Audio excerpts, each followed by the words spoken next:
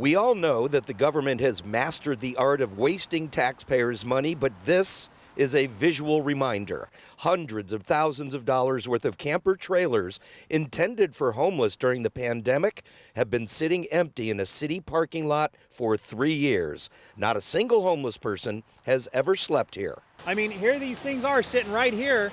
We're next to them on a rainy day, and there's nobody in them. There's nobody in them, and we've had them for, what, 3 years? Yeah. I mean, that says it all. Michael McConnell is one of a growing number of homeless advocates questioning the city of San Diego's commitment to actually helping to solve the homeless crisis.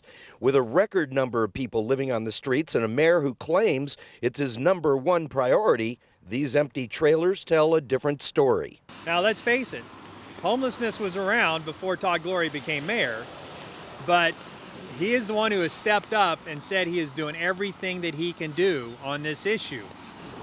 But yet he's got these resources that are just sitting there, rotting, not being used. It makes no sense.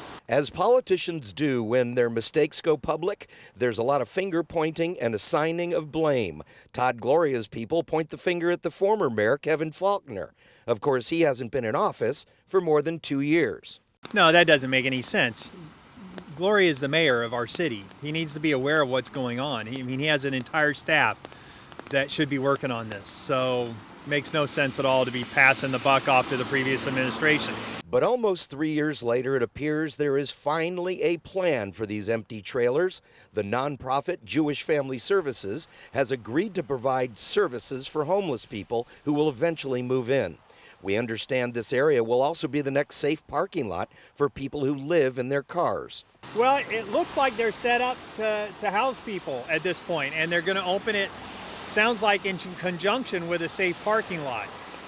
So that would be the first one in this area, the safe parking lot, which would be good.